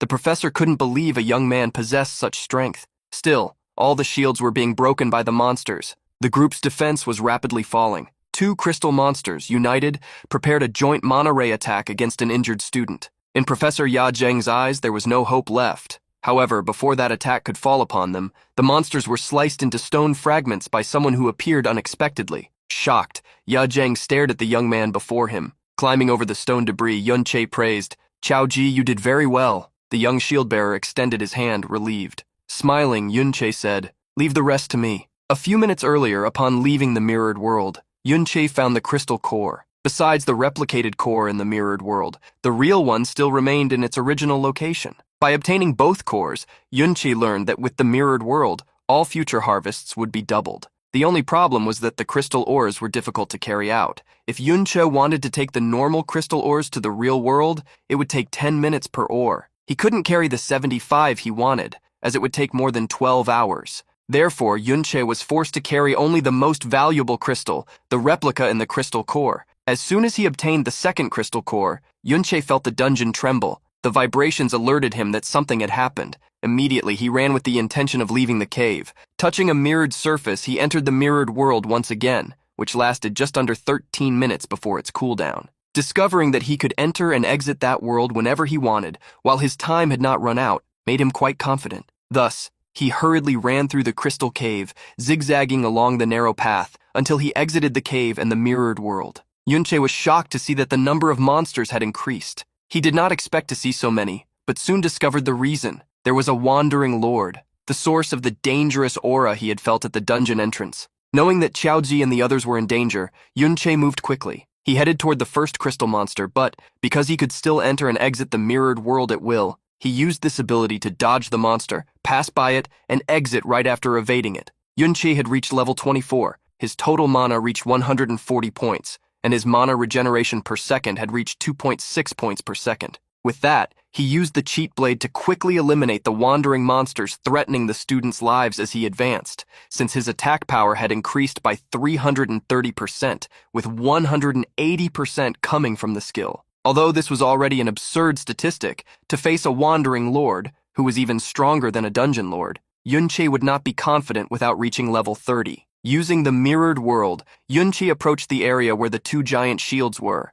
Locating Chaoji and the professor he was protecting, Yunche moved toward them, and upon immediately exiting the mirrored world, saved them by destroying the crystal monster, positioning himself in front of the two and saving Chaoji, who was already injured. Immediately, entering and exiting the mirrored world again to move and attack another crystal monster, Yunche shouted, "Those with support skills, use your buffs on me. I will eliminate these wandering species." Immediately, Yunsha used the Mystic Art Starlight on Yunche. Chaoji, despite being injured, used Armor Shield and Surrounding Shield. Feeling his spirit and attack power increase, Yunche destroyed another crystal monster with his Sword Strike and Heavy Kick. Although the number of monsters was ridiculous, after using the secret treasure, the Crystal Core, Yunche's HP had increased, and his damage reduction against electric and light types had reached 40%, so it was not dangerous to attack such monsters. Using the vines, Yunche discovered that the monsters were immune to confusion. Therefore, eliminating them would not be as fast as he wanted. Teachers and students were shocked, mouths agape. A shield bearer, confused, asked the others, "Are my eyes deceiving me?" I looked at his status bar and it showed he had the Enchanter class. Why is his attack power so high? Even Professor Ya Zheng was confused. What skills is he using? He's even teleporting. The professor smiled self-deprecatingly, asking, "You were that strong? And here I was worrying about you back then." Before the professor and others, Yunche turned to dust all the stone monsters he encountered on his path. Yunche only stopped when he leveled up once more. With so many rare monsters together, leveling up became much faster. Surprised, Yunsha watched Yunche return to the fight. At first, she thought he was just a daring little thief. She never expected the strength he possessed was beyond imagination. Beside her, even the usually silent Yunyin, the first to notice Yunche's presence in the Ding House, was surprised. In everyone's eyes, Yunche seemed to teleport, jumping from monster to defeat them. Entering and exiting the mirrored world every second, the protagonist cleared each wandering crystal monster. With each group of monsters eliminated, Yunchi leveled up once, twice, 3 times. Soon he reached level 28. Surprised behind Professor Ya Zheng, someone commented, "Does this person have external support? So strong." However, the professor revealed, "I've seen him before. I think he's a student." Everyone, shocked to hear the professor, returned to watching Yunchi fight. However, at that moment, the Wandering Lord began preparing a new attack after recharging its power. Shocked, the teachers warned everyone, shouting, "He's going to attack again!" The Wandering Lord's mana ray cut through the air, heading toward Yunche, who, jumping quickly, managed to dodge. Even being stronger, he still couldn't take that attack head-on. The Wandering Lord's attack continued, devastating everything it touched, tearing through the valley and hitting even the monsters. Yunche knew he needed to do something because as soon as the Wandering Lord started acting, the 2 shields protecting teachers and students from mana ray attacks would no longer be able to fulfill that function. Also aware of this, Professor Ya Zheng shouted, "The number of monsters has decreased. Let's advance toward the exit. It will be too late if the Wandering Lord gets closer." No matter how strong someone is, there's no way to fight against a Wandering Lord. Despite the professor's command, a squire was afraid. "These 2 shields are hard to move. If we run away, we'll be exposed to the Lord's attack." Everyone began to argue, afraid to leave, afraid of being attacked. However, everyone's attention was drawn by a voice. "Leave this to me. If I attack him and draw his attention, you will have a chance to retreat," appearing like a savior. Yunche warned everyone. Worried, Professor Ya Zheng asked what would happen to the young man if everyone fled and left him behind. Yunche knew that if the Wandering Lord was not defeated, he would gather even more monsters and roam the outside world. In the past, almost all major cataclysms had been caused by Wandering Lords, and that was why he wanted to act, telling the professor, "I will stay and eliminate this monster." With just over 5 minutes left in the mirrored world's time, Yunche had taken on the mission to save everyone. If you enjoyed today's recap and want more manhwa content, subscribe to the channel. We're starting this journey now, and I hope that together we can strengthen this new community. So go ahead and like the video, comment for future parts, and share it with your friends. Thank you so much for joining us, and until next time.